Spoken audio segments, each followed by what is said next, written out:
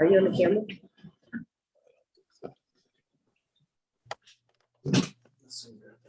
Yeah.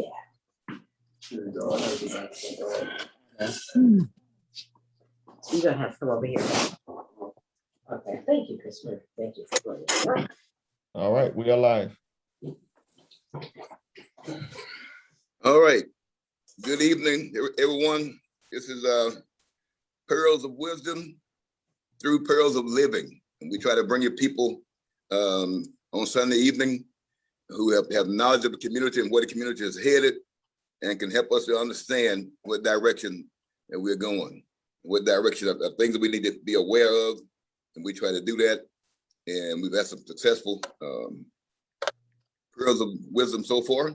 But tonight we are honored to have with us the president-elect of the Minnesota State Baptist Convention. And we are honored to have him. And we're going to go through a series of questions here tonight just to kind of let you know who he is and what are his plans for the Minnesota State Baptist Convention.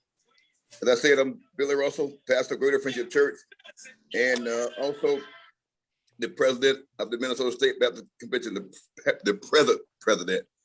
But I thought it was necessary that we would come together tonight. There's no script, you all. This is totally unscripted. When I say unscripted, I'm not going to try to direct him what to say, and we're going to listen. We're going to be biased as what our future looks like with the Minnesota State Baptist Convention and other leadership in this state.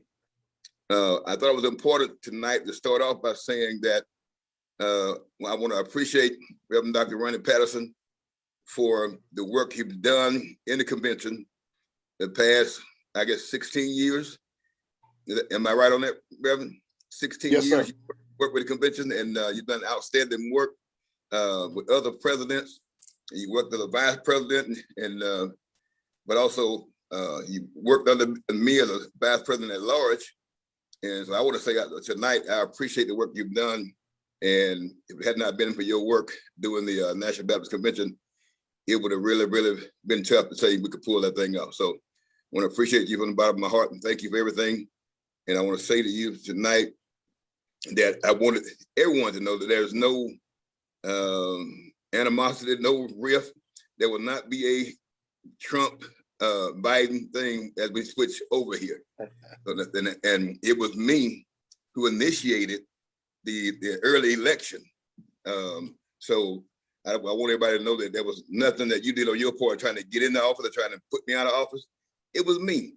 And I wanted it to happen. I wanted you to be elected in March so that you would have a time to get your cabinet name and to get your goals and values in place or directions. And then by the time August come around, when I preach my last sermon, I won't be preaching my last sermon, but my message, 8-year message to the convention, I want you to have stuff in place so that night you'll be able to say, let's roll. Because I don't want us to miss a beat. We got some good momentum, and I want to keep that momentum going. And I want to be able to not only let you set your goals and value, but also help you make some connections in the community that we have been able to make, and want to make sure we continue those relationships. So it's about building relationships. It's about back the goals and values of Minnesota State Baptist Convention. Let me start out tonight by just saying that I know you got a long history of working with convention. It didn't just start in Minnesota, and you got a history of pastoring that didn't just start in Minnesota. Mm-hmm. So kind of tell us a little bit about yourself as far as your work with past conventions and your work as a pastor. Okay. Again, thank you, President Russell, for even giving me this opportunity to come to share with you tonight and to share with the listening audience tonight. My name is Runney Patterson Sr. I am a product of Mississippi. I was born to my mother, Irene Patterson, at the time. And actually, she was an 18-year-old senior in high school when I was birthed. And she moved on to Indianapolis to continue her college work and to get settled there.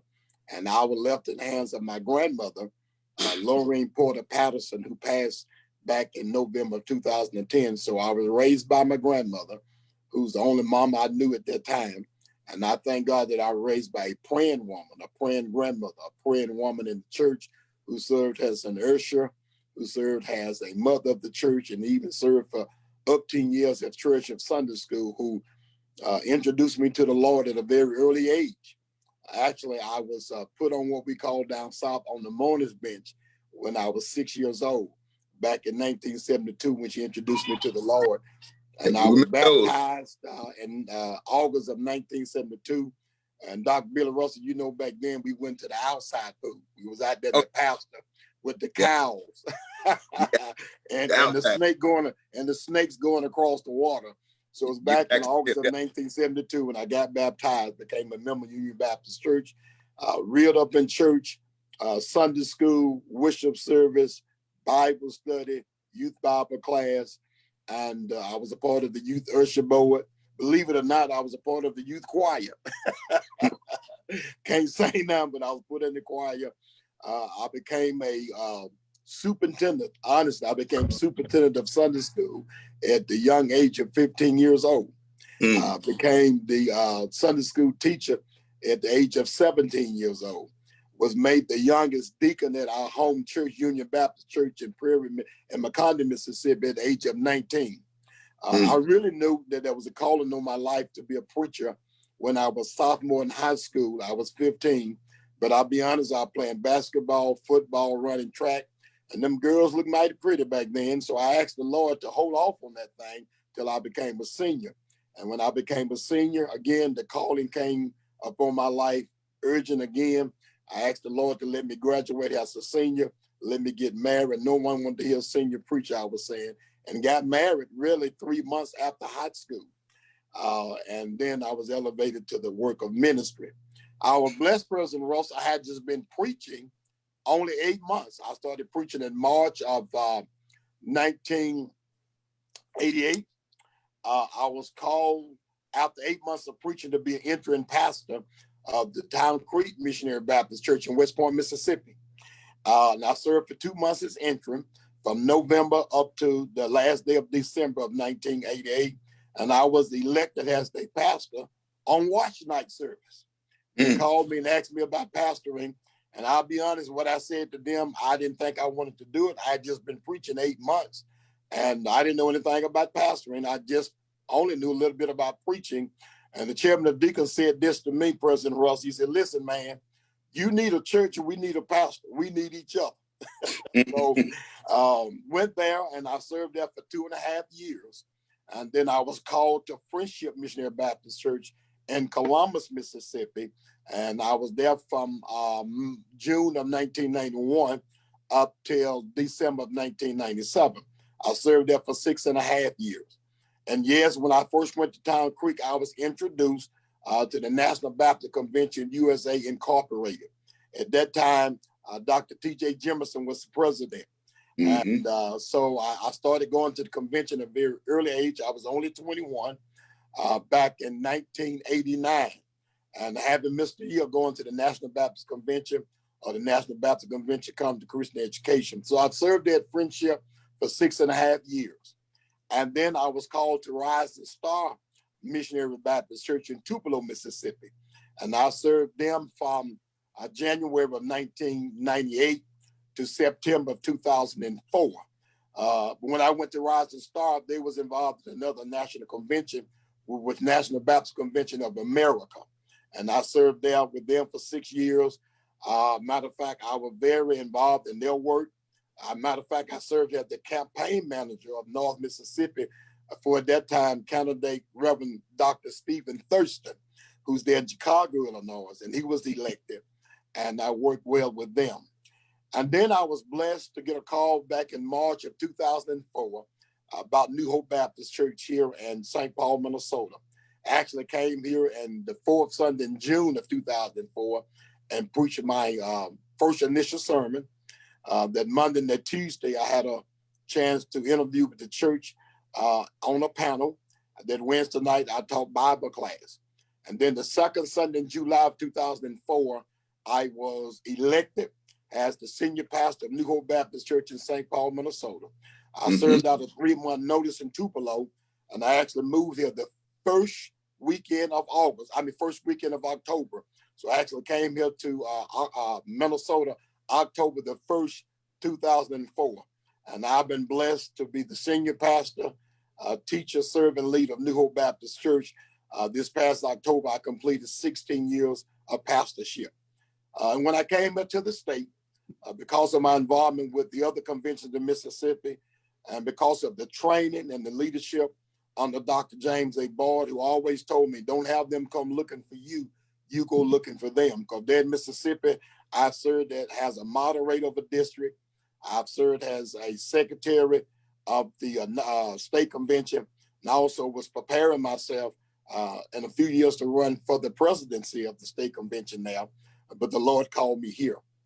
So when I came to the great state of Minnesota, the convention didn't have to come looking for me. I went looking for the convention.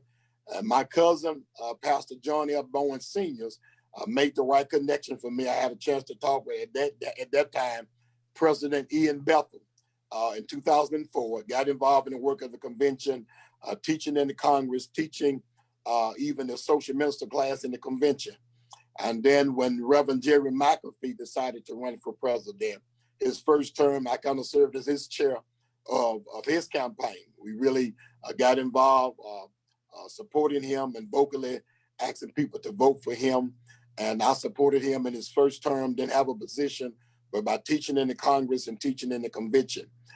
Reverend Jerry McAfee's second term, he asked if I would serve as his first vice president. And I did serve as his first vice president in his second term. And I was happy to be there to do the work of the convention and carry out his vision. And then after Reverend Jerry McAfee served his 2 terms, then our present president, Reverend Dr. Billy Russell, meet him at Talk. He talked about my interest in running. I said, Doc, there were some things that was going on in my personal life. After going through a divorce, I was trying to get my life back together, make sure I was able to hold my church together. And I said I would not attempt to run at that time. So when our present president, Dr. Russell, he was run, he had my full support. And then I was kind of surprised when he asked me to come run with him and be his first vice president. It was a privilege and an honor to come and side along him and to be working with him. And I can say over the past 7 years and over the past 7.5 years, this has been a beautiful working relationship I've had with President Russell. I remember when he asked me to come run, be his running mate. One of the things I asked of him, I said, I'm going to be your running mate. We're going to do this thing together. I only have one request, that we would choose the best people possible that we can put in position to head up our auxiliaries and that we allow them to function in their area. And he said, of course, we're going to do that. And President Russell, I want to thank you for keeping your word. You have allowed me to work behind the scenes, carry out your vision, but you don't gave me the authority and the latitude to do what needs to be done for this convention. I appreciate you how you have not micromanaged. You have allowed, whether it been the women's president, the layman's president, the Ursha president, director of music, director of finances, director of Urshas, to do what they needed to do to make this thing be what it should be. And because of your great leadership, we got the National Baptist Convention here in 2018. And let me tell you something. You're talking about a whole lot of work. Those of you that are listening, President Russell and myself, and Reverend Jesse Griffin at time, we traveled across this country, this nation, promoting Minnesota Baptist State Convention. And though we one of the smallest convention in the national, we guaranteed them that if they came here, it was going to be a wonderful experience. And can I be honest, there was many times I didn't want to go. President Russell called me and said, listen, pack your bags, we're leaving tomorrow. I say, okay, President. When I got off the phone, I was telling my family, he think he my dad. I ain't got to go nowhere. I ain't going nowhere. And while I was complaining, my kids kept asking me, well, Dad, if you ain't going nowhere, why you keep packing your bags?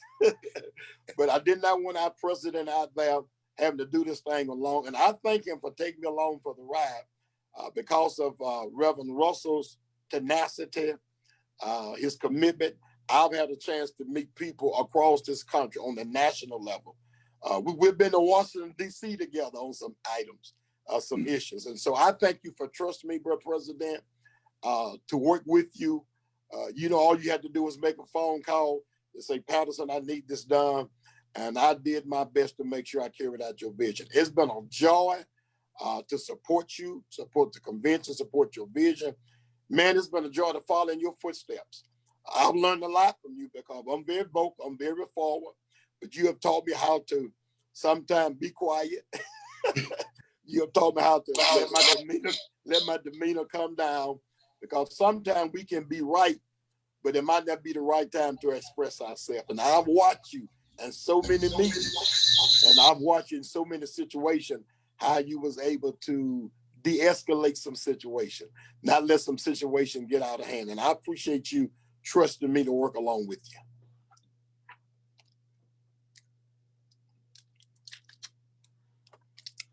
Man, I don't know, but we didn't lose you, bro, President, did we? No, the host muted me for some reason. Anyway, now, yeah, I want you to know I thank you for everything. And here's the story, man. My prayer is now that you would have people around you, yes, sir, to support you like you supported me. Because like I said, if it had not been for the people around me, if it had not been for you and those people, we couldn't have got it done. And we would not have gotten it done. So I'm hoping I wanted you to have a chance to build your team around you. And I want to let it be known, I want to be as supportive as I possibly can to try to help you get where you need to be and where you can really do an outstanding job. I want to see you do an outstanding job. That's my whole thing. And I know you can, I know you will, but you just remember to surround yourself with great people, and you're gonna do great things. And so if you want to talk about maybe your cabinet a little bit, but I think before we do that, I want everybody to know you grew up, you pastored in the Golden Triangle area of Mississippi. Yes, sir. And y'all, that's a special thing. I know really you pastored a lot of black folks, a lot of yes, black sir. folks in the Golden Triangle. I'm very familiar with it. It's a great preaching place in that area, West Point, Columbus, Starkville, Oxford, those areas. I mean, great preaching. And so you got some of the best training in those churches you worked in. Yes, sir. And I know you grew a lot under this, because when you say some of them deacons or some of the people you had to work with, I know you had some tough time. Yes, sir. But the bottom line is, look where you are now. And thank God for that Golden Triangle training. Oh, don't ever forget the Golden Triangle. But I know you had some great work in the past, but now let's look going forward now. Talk about your cabinet some and the people who are surrounding you right now. Okay. And bro, President, I really want to thank you. I remember when you made the phone call to me and you said, I want to share something with you. You said, I'm thinking about moving the election up from August to March, and putting everything in place for the next president going forward. And I'll be honest with you, I kept saying, well, why in the world he want to do that? What's wrong with having the election in August like we usually do? And of course, I don't fight leadership. And after we had our conversation, you shared with me what your vision was, what your plans was to start putting things in place for the next president, whoever it was going to be, whether it was going to be me or whoever was running.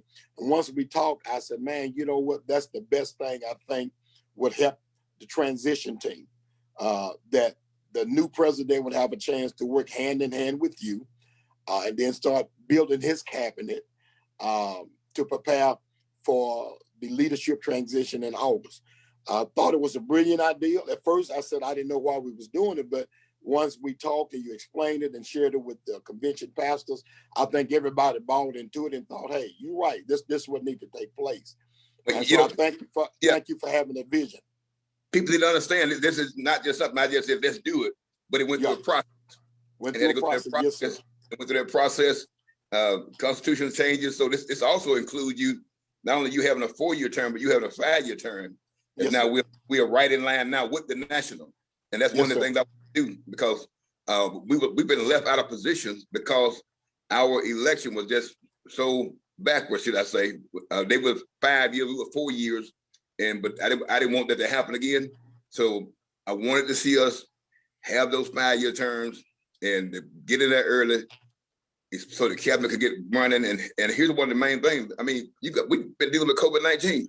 And so you're going to have to hit the ground running, because we know there's a lot of churches that's struggling all over the country.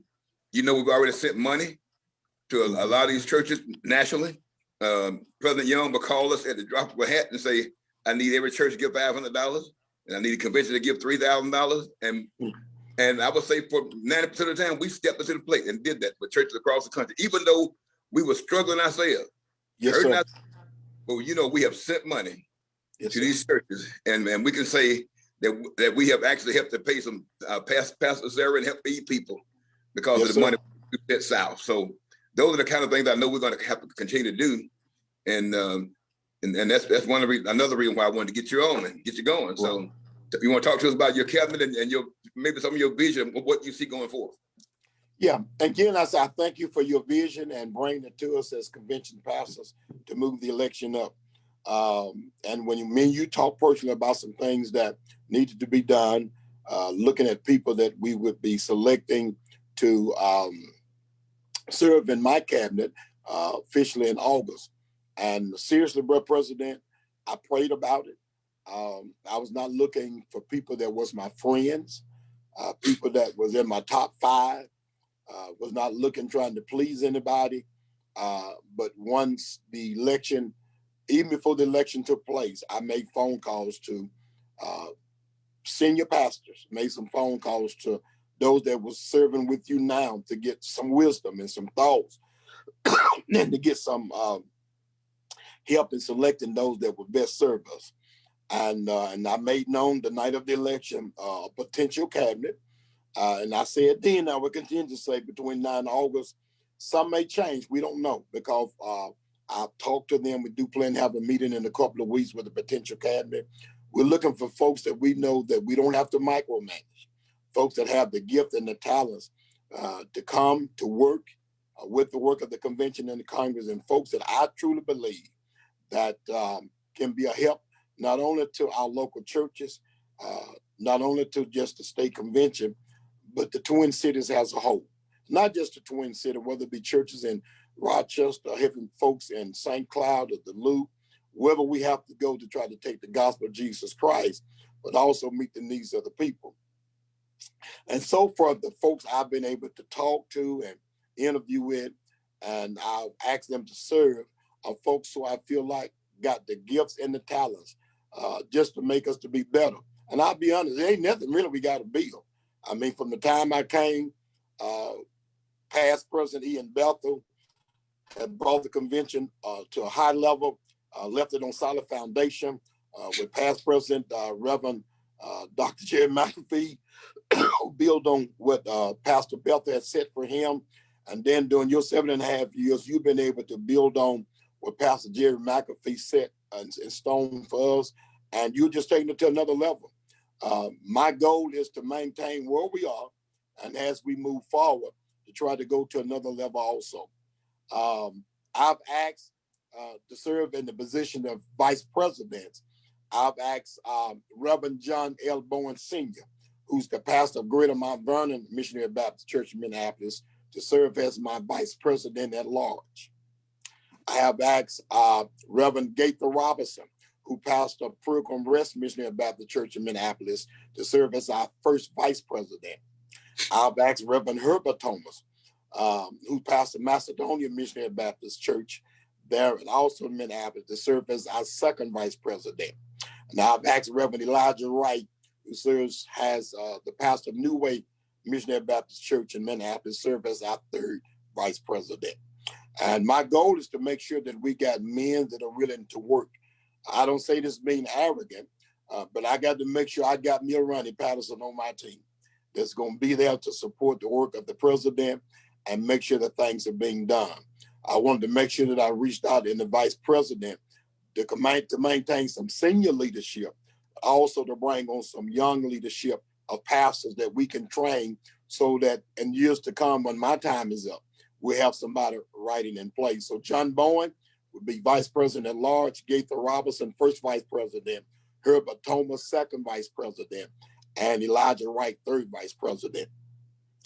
I've asked Hattie Webb, Sister Hattie Webb, who's a member of Progressive Baptist Church, to serve as my chief of staff. She served well under President Bethel and well under President McAfee in the role of director of communication. Had his way of verse dealing with the news media, politicians, getting us out there where we need to be. And so Hattie Webb will be serving as my chief of staff to make sure that my schedule, to make sure that the working of the convention is held tight among the different auxiliaries. I've asked Reverend Dr. Marcelia Wyatt to serve as the women auxiliary president. She's a member of New Hope Baptist Church. I've asked Reverend Jerry Moss to serve as the layman's auxiliary president. He's a member of Greater Montego Missionary Baptist Church.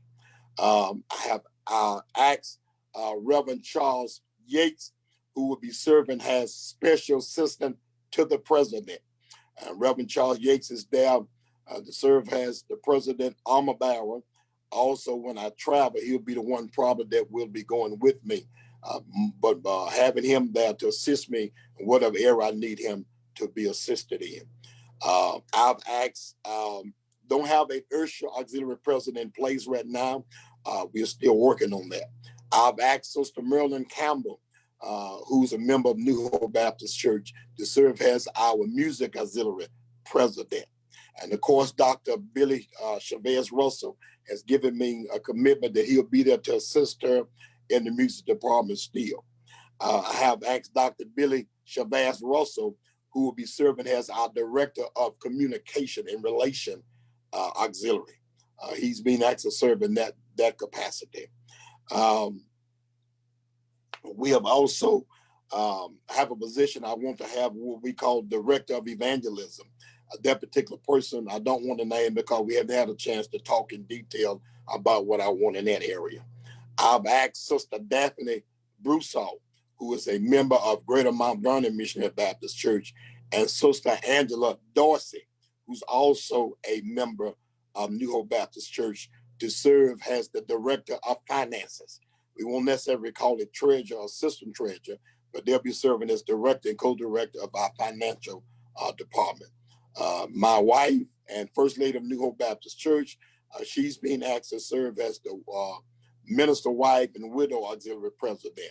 And we certainly want to thank Miss Sarah Griffin and also Miss Teresa Russell, who has encouraged her, and they've made me a promise they'll be there to assist her. So Hope LaShawn Patterson will be serving in the area of the minister wife and widows auxiliary president. There's a couple of more I think I already had in place. Again, if there's any pastors listening in, I am looking for a committed Ursha auxiliary president, and we certainly need some folks to come on board to help us with that.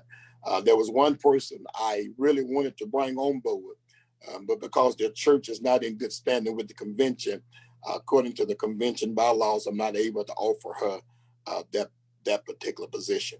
So far, President, these are folks that I've talked to. Oh yes, also Sister Vivian Faye Treadwell, who will be serving as a recording secretary.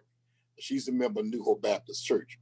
And also needing nomination for general secretary, the general secretary for the Minnesota Baptist State Convention. There's a person I do have in mind, but I won't name them at this time. I have not had an opportunity to talk with them to see if they're willing to continue to serve in that position. But these are names that I have submitted the night that I was elected, and I will be having a meeting in the very near future with our team, asking even some of the former officers that are serving now to come along so they can help us along the way. Now, I am going to be establishing what I call the Presidential Advisory Cabinet, the Presidential Advisory Cabinet. And I'm asking all of the living presidents, former president, they would serve on that cabinet where they would be meeting with me, hopefully on a monthly basis, to advise me and to give me direction and instructions in areas of leadership of the state convention, because I've already been down those roads. There's Reverend Dr. Earl Miller, Reverend Dr. Jesse Griffin, Reverend Dr. Ian Bethel, Reverend Dr. Jerry McAfee, Reverend Dr. Billy G. Russell, and Reverend Dr. James C. Thomas. So I'm asking those persons who are senior pastors of our Twin Cities, who have served in leadership capacity, not only on the local level, but also the state level. And I certainly value their opinion. I value their instruction and our direction. I know that this can't be a long range effort. As you said, Brother President, we was only able to be successful in your leadership because of the team around us. And I'm reminded of the words of Reverend O.C. Brand, You don't have to be the smartest man, but you need to be smart enough to get the smart folks in the right place to get the work done. Amen. That, did you say anything about the Congress? Who does it? I Oh, can't yes, remember. so yeah, let me apologize. Yes, sir. I've asked Reverend Dr. Charles Gill to serve as the president of the Minnesota Baptist State Congress Christian Education. And I've asked also Reverend Dr. Melvin Miller to serve as the dean of the Minnesota Baptist State Convention.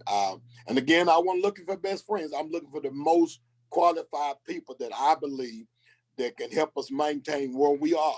Certainly Dr. James Thomas and Dr. Gill worked as a team, and they was able to get us not only qualified, but certified. And we are recognized by the National Baptist Convention and Congress of Christian Education as a certified school. And we want to keep that level going. And certainly I've asked Dr. Gill to serve as the Congress president and Dr. Melvin Miller to come on board as the dean of the Congress. Now we still got to have a meeting. I've been in contact with moderator Belfield, Aaron Belfield, because there is some questions about the district. I made it known verbally and vocally for years to come that if I was to become president, with my desire not to embrace districts. It's not against anything of those serving in the district position, but I've talked to the local pastors here, and we'll just almost burden the same people of trying to do the same thing. The district is almost mirroring what we're doing in the convention. I've talked to our national president, Dr. Jerry Young, about this. I'll talk to our Midwest vice president, Dr. Foster, about this. I've been in private conversation with you, Brother President Russ, about this. There are other states who even have churches on our same level. We do boast to have, we say 30 churches, but really we have about 22 or 23 active churches. And when I talked to the national president, the Midwest vice president, to explain our situation, they agreed with me that there's many states who no longer have districts. They just have the state Congress and the state convention, because we almost doing the same thing. We almost burden people. We almost wearing the same people out by trying to do the same thing on a district level and a state level. So my plan is to meet with moderator Belfield and the metropolitan churches, pastors, so that we can have a face-to-face talk and they can understand my position. If there's any concerns, that we can try to get that settled before August. And our whole concern is not to burden churches, but to build churches. Yes, sir. Because you just said the number is not what it used to be, especially with those stronger churches. And our goal is now to try to build those churches to become stronger churches. So we don't want to burden anybody with the convention work, because we want you to do your church work. Now, it is a known fact you already really on a national level, even before I gave you a chance to preach at the not late night. Well, I got you on a late night. Yes, sir. In Birmingham, Alabama. And I'm looking at the post in your back of you right now. And you really preached in Birmingham that night. I mean, they made a mistake by bringing you up first. By the time you got finished, most people started leaving because they knew that was it. But then when God has blessed me with opportunities to be able to preach in New Orleans at the national level, I don't know what happened. All I can say is it was just meant for you to preach. So it meant having me to be called down with a sickness, and it was what it was supposed to be. And that particular thing, preaching at that level, doing that opening sermon, really gave you a whole nother level and rise to the national. And the people knowing you across the nation, although they already knew you, but then now they really know you. So I want you to take advantage of that opportunity and ride the wave. And people thought I was upset. I said, upset about what? You know, people have a way of trying to put a rift between anything. Oh yeah. I'm always happy when I can see somebody else lifted to another level. I've been a lifter all of my life. I'm not a person who go around trying to brag about this, I'm a lifter. I want to see other people higher. If I can see somebody else higher, I go to another level, then that's where I am. Because I came to this ministry like you. After 6 months of preaching, I was pastor of the church. and I knew it wasn't because of my abilities. I was still learning how to preach at 6 months. So I didn't know how to pastor, but I was standing on my daddy's shoulders. That's the whole thing. I was standing on my daddy's shoulders, and standing on my daddy's shoulders, that gave me the opportunity that I had. So hopefully now you take this chance and I hope to even stand on my shoulders and go to, because I act like your dad anyway. So, well, I'll say, bro, President, honestly, back in September of 2019, it was a bittersweet moment for me, and people knew all that week. You know, those of us that was close, you knew you were sick. There were some of us that did not know you was as sick as you were until I came to the room.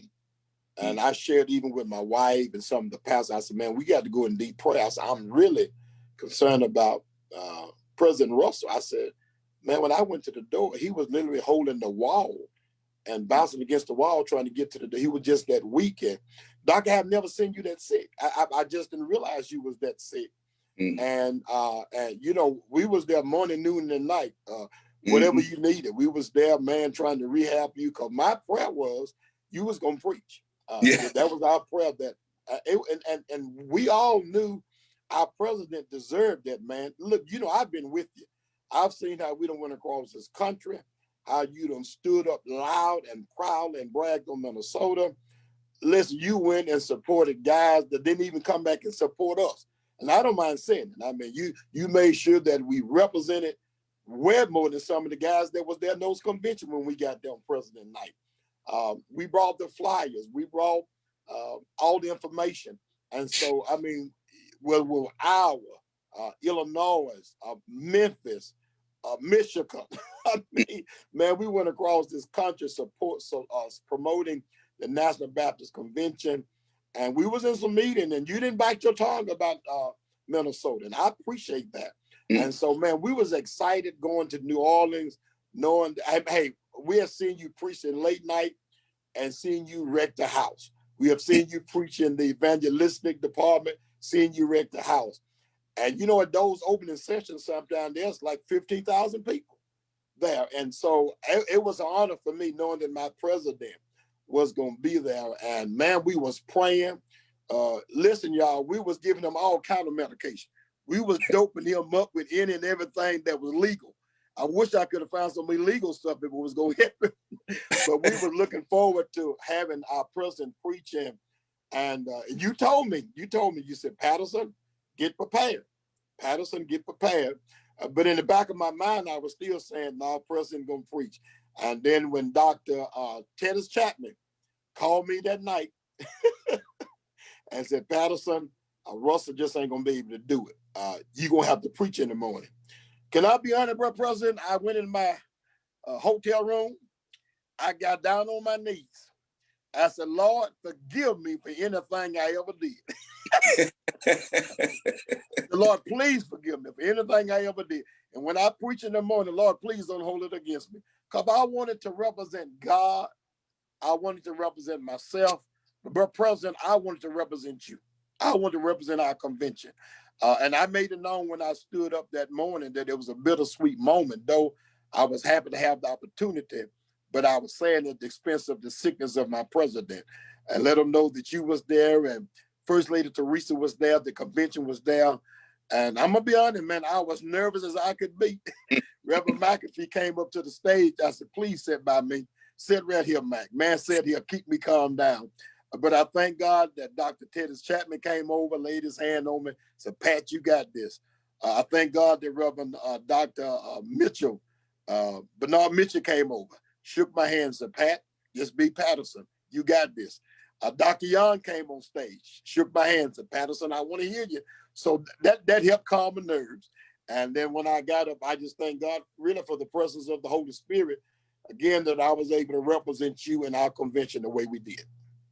But yeah, and did an excellent job. And you mentioned Dr. Young. I want everybody to know that you are already known by Dr. Young to be president-elect.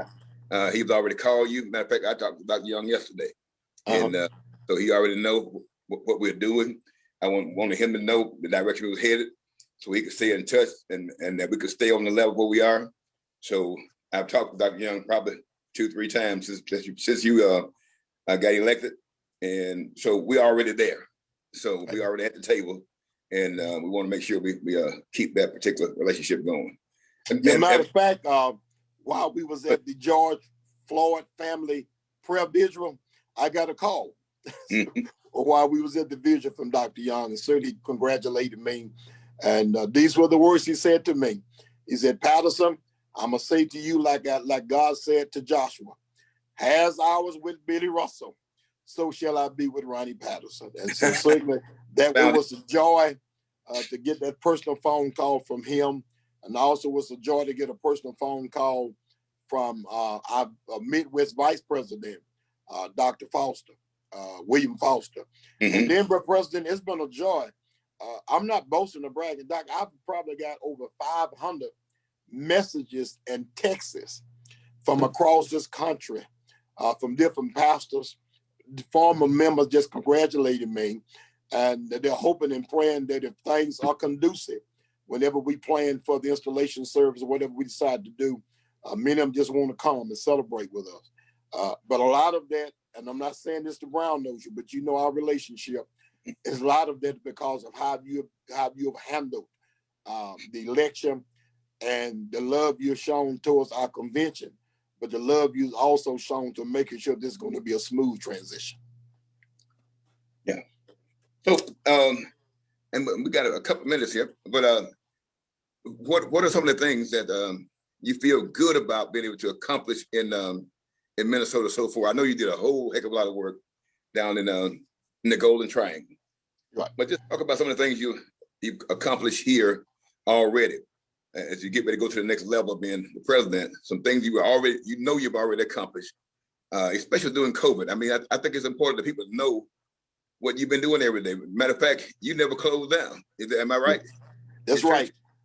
Right. Yeah, we were president when this thing hit back last February.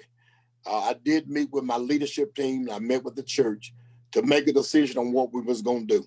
You know, even me, you had some private conversation on what we thought was best for our churches. And so our leadership came together. And so we decided that we would keep the physical doors open, but we would certainly stay within the guidelines that had been given by the President of the United States, the governor of Minnesota State, our mayor, and anything that came down from CDC. So we never actually shut our doors when there was an order only 10 people could be in the sanctuary.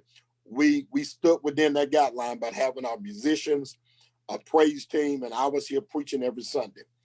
When they opened it up to 25, we stayed within those guidelines to make sure that we were within the guidelines of 25. And now they're opening back up to 50%. But we stayed within the guidelines. We made sure that we always took temperatures. We made sure that people was always masked up. We had hand sanitizers. We had gloves available. We practiced the social distance. We have taped off our pews and tell people where they can and cannot sit. We were sanitizing the pews. Anything that couldn't be touched, we came in before every service to make sure things were sanitized. And then in March, after talking to Reverend Jerry McAfee, who pastored New Salem Baptist Church, who has started a feeding program over there for people every day, I went in prayer and God gave me a vision for a feeding ministry here. And but President, we have been cooking hot meals every day. We started back in March, and during that particular time when there was a lot of tents, there was all across the Twin Cities, where there was a lot of homeless people that was living, hungry people, people that were without housing. We was preparing anywhere from 300 to 350 meals. These were not sandwiches and chips, or chips and dip we call, but these was hot meals. I mean, fried chicken, baked chicken, corn, peas, greens, cabbage. I mean, cornbread from the scratch, desserts. I mean, we were preparing, and we would come to the church. I had Sister Vivian Faye Treadwell, who headed up the kitchen ministry, had a team of volunteers that would come every day, and they would get kicked off sometime at 8, sometime at least at 9 o'clock, cooking those hot meals every day. And we took our van, we went across the Twin Cities, passing out meals to the homeless, those that was in need. We was going to senior high rises, We started going to doctors' offices where nurses was working, to schools where teachers was, so we can be a blessing. But not only was we passing out food, my church really became a resource center. I mean, anything that you can find in Walmart, you can find in Target, a grocery store, you can find almost at our church. Canned goods, dry goods, paper towel, tissue, laundry detergent, dishwashing detergent, baby Pampers, baby wipe, baby formula, the pens, bed padding, anything that you thought anybody may have needed. We was buying those items, and we was collecting those items to be a resource center for the East Side, St. Paul, and the Twin Cities. People I would start posting every day on Facebook about the meals that we were serving, and people could come to the church and pick up meals. We didn't care if you came and got 1, 2, or 5 for your family. People was coming every day getting households good, paper products, tissue, you name it, canned goods. And we still do that. Our church is open every day for people to come to get what they need. Now, we designate every Tuesday, Wednesday, and Thursday, and sometimes Friday still for the meals. But every day we open if somebody need anything. They say, we need Pampers. If we're not here, we come back here and open up the doors. We need baby formula. Whatever you may need, if we got it, we give it to you.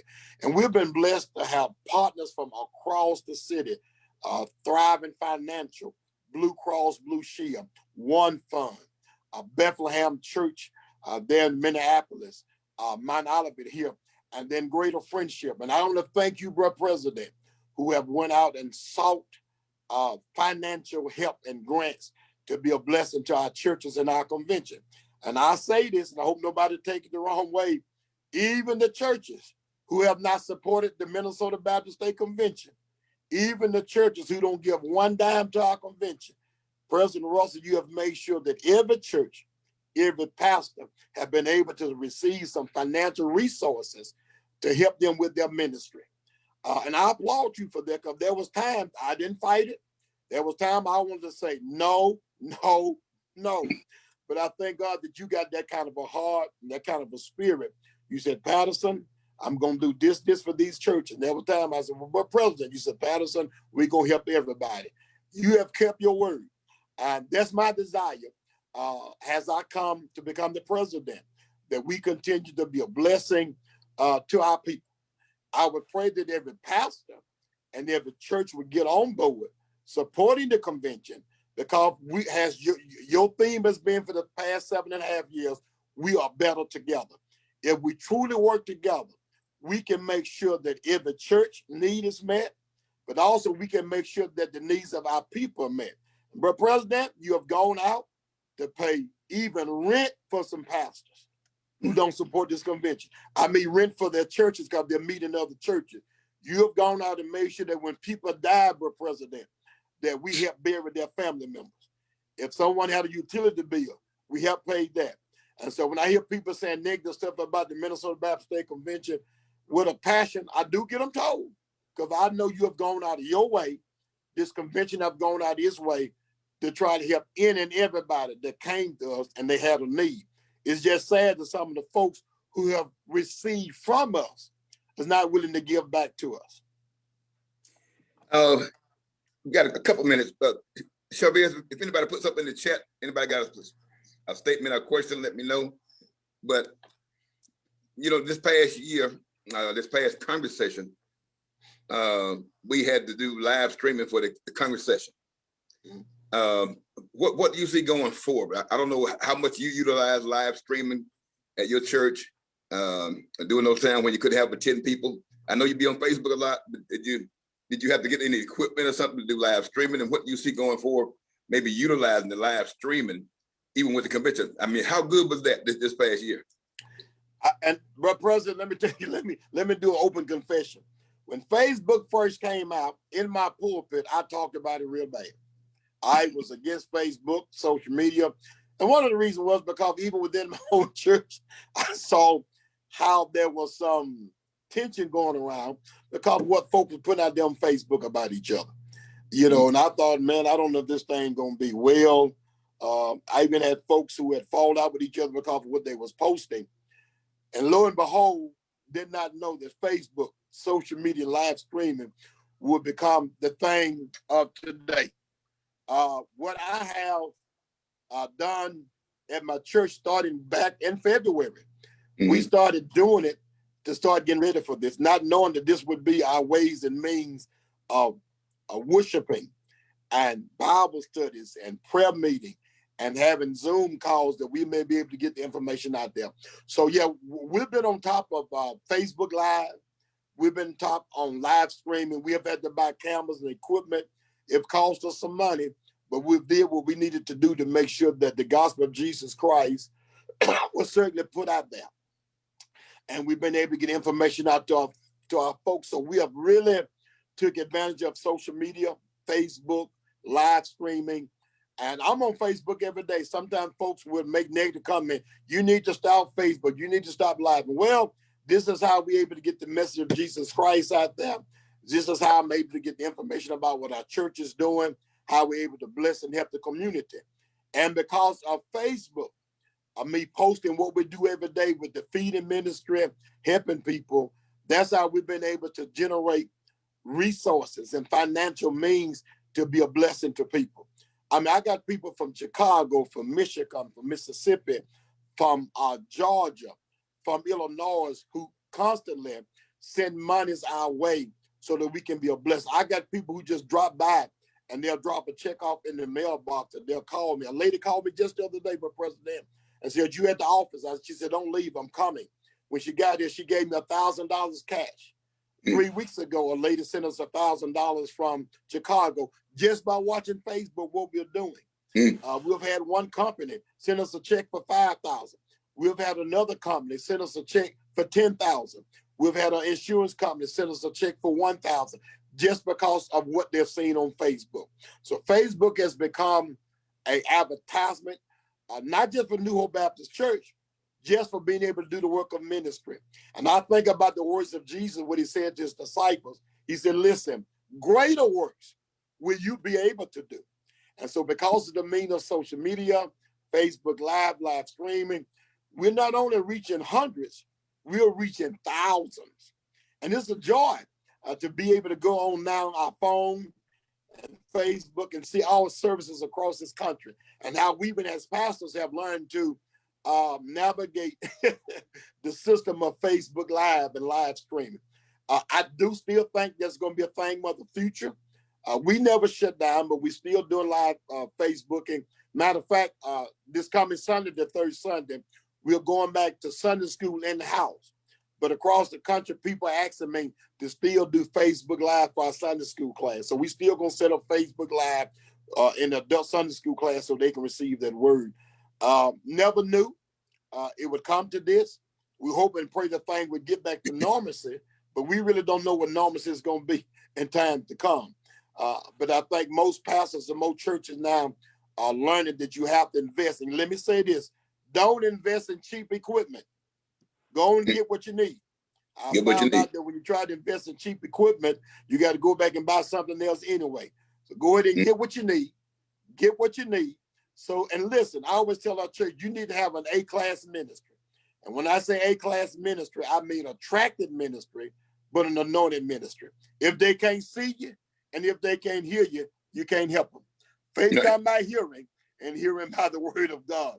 So if they can't hear you and they can't see you, you can't help them. Wow. Okay. I saw something in the chat. It came up and went so fast. Shabir?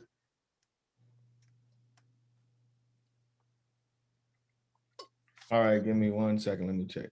Y'all thought I say something too, but I couldn't catch it that fast, bro, President. About so fast, yeah.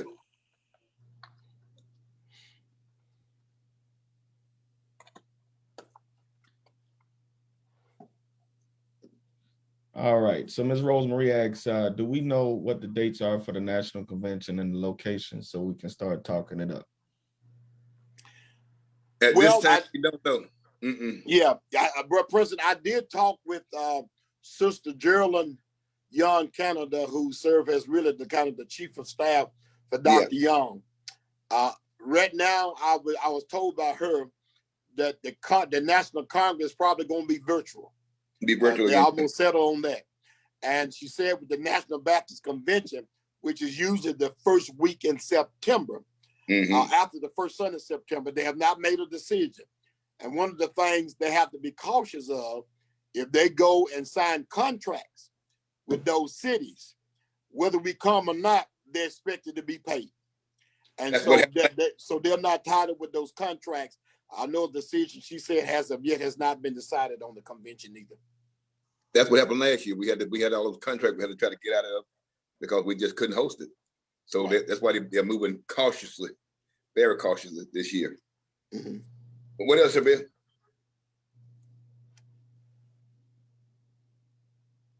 That is all right now. Okay. Well, I want to, our time is up, and I want to thank you, Pastor Patterson, for joining us tonight. And my prayer is that God would bless us and keep us in his love and his peace as we go forth.